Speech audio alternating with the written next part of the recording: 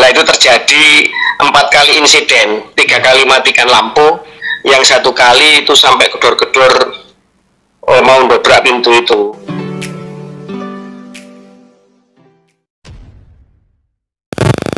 Assalamualaikum warahmatullahi wabarakatuh. Jumpa lagi dengan saya di channel Gagasan Progresif 9. Sahabat sebangsa dan setanah di mana saja Anda berada.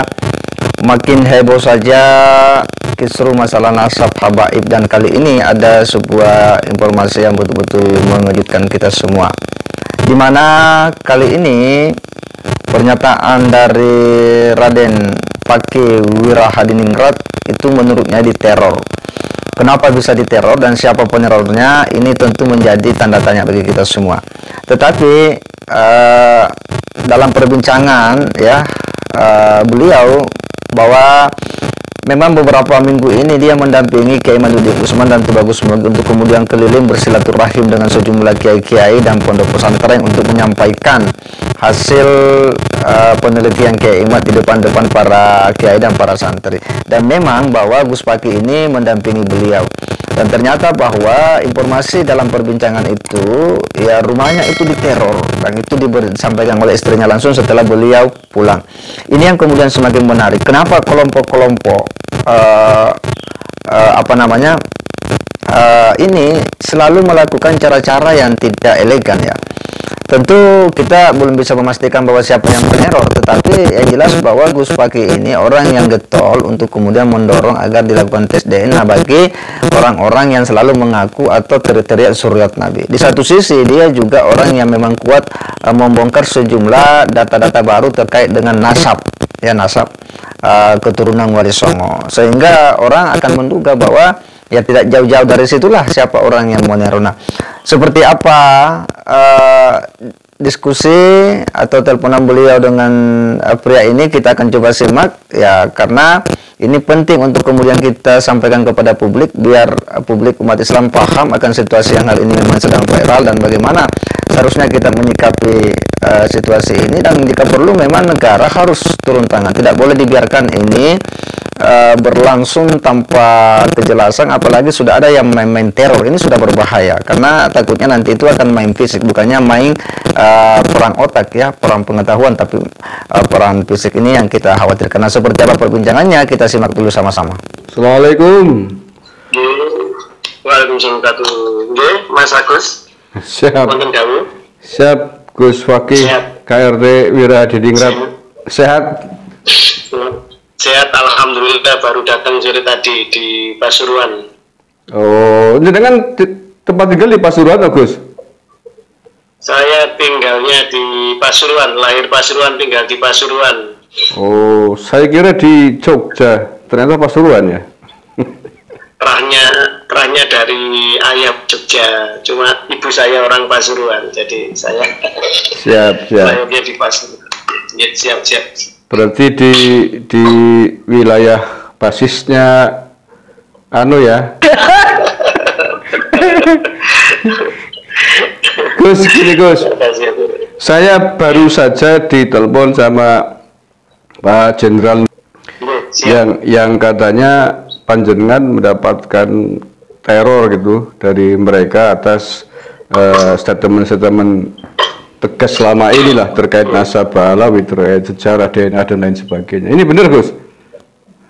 Betul. Kalau masalah teror itu sudah hampir setahun ini setelah saya menggaungkan membongkar kepalsuan mereka baik secara sejarah maupun DNA kan itu. Nah, kalau yang santrinya Taufik Segaf sendiri pernah ke rumah saya untuk mencoba melakukan persekusi. Cuma waktu itu kebetulan ada diskusi tim revolusi Pasuruan masalah budaya mau meluruskan aset-aset yang ingin mereka kuasai.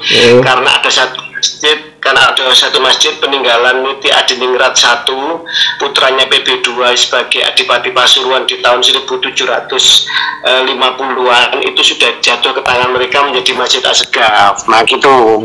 Nah, terus kemudian di situ juga ada ketua Yayasan Bujuk Batu Kolong dan saudara-saudara. Jadi ketika dia mau mempersekusi saya, dia membawa pengikut. Tapi kemudian ketika saya kasih logika dan argumen-argumen, Dia kemudian saya tanya, apa ente Sayyid? Dia bilang enggak, anak Ahwal gitu. Terus saya tanya lagi, kalau ente tidak terima kapan kita forum debat terbuka, ente bawa jagonya ente, terus kita nanti akan membawa kitab-kitab yang mengatakan yang membuktikan bahwa nasab ente terputus. Enggak, anak tidak bisa baca kitab. Terus setelah itu pulang kan gitu. Nah, akhirnya setelah itu sering sudah, bahkan sampai pernah sering kalinya ketika saya nggak ada di rumah. Tapi kalau saya pas ada di rumah itu yang saya tahu sendiri itu satu kali matikan lampu, terus kemudian kita telepon ke saudara-saudaranya istri, kan saya kan tinggal di rumahnya istri, dia di lingkungan kampungnya istri, muncul pada bawa senjata, tapi orangnya lari. Nah saya tahu sendiri pernah yang masuk rumah itu pagi itu sampai sempat masuk dari pintu belakang, sempat masuk rumah terus mau nyuri apa gitu loh. Terus kemudian saya kejar, terus barang yang dicuri itu handphone sama apa itu dibuang. Intinya kan sebenarnya dia kan tidak niat nyuri, mungkin nyari handphone itu untuk nyari info atau gimana, saya kurang paham. Tapi handphonenya anak saya itu yang diambil itu gitu. Lah ketika kemarin saya acara yang di Pasuruan yang heboh itu, yang Kiai sama Tubagus Fadil ke sini kan saya iringi kan sampai ke Jember, Magetan, Tebu Ireng, Lamongan, Sunan Derajat sampai ke Jogja, Guswat, Pleret itu apa namanya. Lah itu terjadi 4 kali insiden, 3 kali matikan lampu, yang 1 kali itu sampai gedor-gedor mau dobrak pintu itu. Jadi gitu. Ini saya tadi kaget dapat cerita dari istri. Selama saya di luar rumah 2 minggu ini istri nggak cerita, baru cerita setelah saya pulang. Jadi intinya gitu Mas Agus. Iya. Itu yang gedor-gedor rumah dan lain sebagainya itu ketika jenengan tidak di rumah itu kemarin 2 minggu itu teridentifikasi nggak pelakunya, Gus? Tidak teridentifikasi karena yang pertama selalu jam setengah dua malam, dan di rumah saya kebetulan belum ada CCTV, dan di rumah itu istri itu ketakutan, wong yang ada laki-laki itu hanya anak saya yang nomor 3 tahun, yang lain perempuan semua. Jadi tapi menurut dengan kira-kira siapa nih pelakunya? Apakah dari kelompok mereka atau lain? Jadi gini, untuk memastikan siapa pelakunya, yang jelas kalau masalah teror dan apa, sebagai mantan aktivis 98 tidak kaget menghadapi hal-hal seperti itu. Tetapi kan keluarga ini kan juga shock kan. Nah, untuk yang pernah datang ke rumah santrinya Taufik Segaf itu namanya Ja'far Al-Hadar, itu adiknya terkenal sebagai jadi gitu di kecamatan Winongan sini.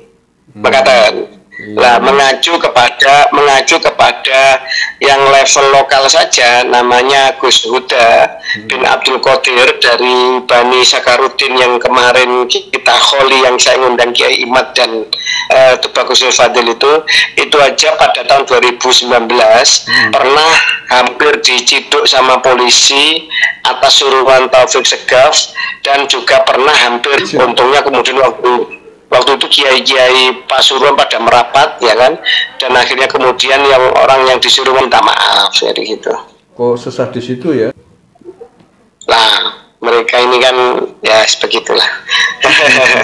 Kalau ingin bukti bisa saya telepon, bisa saya kasih nomornya Gus Huda Pasuruan yang waktu itu berkonflik langsung dengan mereka kan gitu. Kalau sesadis itu ya jangan tanya, cangkruannya sudah mengumpulkan banyak data, termasuk persekusinya pernikahan itu. Kira-kira jenengan pasca teror ini gimana antisipasinya jenengan? Antisipasi saya, jadi gini, tim saya di Pasuruan itu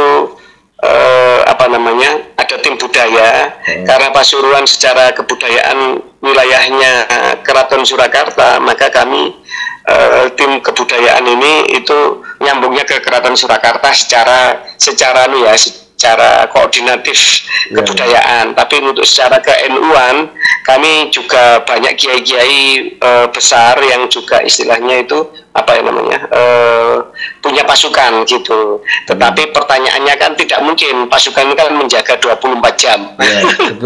Tidak mungkin siaga 24 jam kan gitu. Pasti kita harus membutuhkan penjagaan secara pribadi sebagai antisipasi, kata maksud saya. Ya mungkin perlu koordinasi dengan Polres tempat Gus itu. Begini, Polres Pasuruan sama Polsek, kalau Polsek sini, kalau Polsek jangan tanya lah, Polsek kan biasanya begitulah. Sementara kalau kemudian antisipasinya apa, terus kemudian itu ya itu yang saya katakan, memang posisinya memang saya ada di tengah lautan yang sangat anomali. Ada satu pendukung yang sangat yang sekarang mulai tercerahkan, kiai-kiai lokal, tapi satu sisi juga ada pendukung nekat yang takut tidak masuk surga karena bujuk rayu sama mereka. Nah itu yang itu. Termasuk ketua PCNU-nya kemarin tuh ya. Ya, padahal Roy Suryanya sudah ke kita, ketua PCNU-nya memang ketua PCNU-nya sohibnya kebetulan sohibnya, dia keponakan mantan bupati, dia jadi PCNU karena dulu dukungan mantan. Tapi Roy Suryanya itu ke kita kemarin udah kita sawani sama Kiai Imaduddin sama Tubagus Nur Fadil. Ya itu tadi. Ya sekarang ini kan serba saling mencoba. Ya itu antara pro dan kontranya mulai mengeras itu. Gitu. Petanya seperti petanya. Karena terbukti dulu Gus Huda ketika konflik sama Taufik Segaf itu sempat mau disel sama polisi sudah ada sekitar 25 orang mendatangi pondoknya mau ngambil dia, padahal nggak ada salahnya kan itu kan. Terus yang pernikahannya Ali Maskur Santri Sidogiri yang menikahi Fam Asegaf Tahlega itu kan sempat disel semalam sama polisi atas perintah Taufik Segaf di Polres jadi kuku mereka sudah sedalam itu ke tingkatan aparat ya gitu. Jadi kan dikontak langsung sama Taufik Segaf pernah Gus dalam kasus-kasus terakhir ini. Jadi gini, Taufik Segaf tapi kalau telepon langsung atau apa, saya yakin tidak akan berani. Karena apa? Karena saya insya Allah itu karena saya punya orang tua angkat Segaf yang masih hidup. Kemudian mungkin dia sungkan kalau mau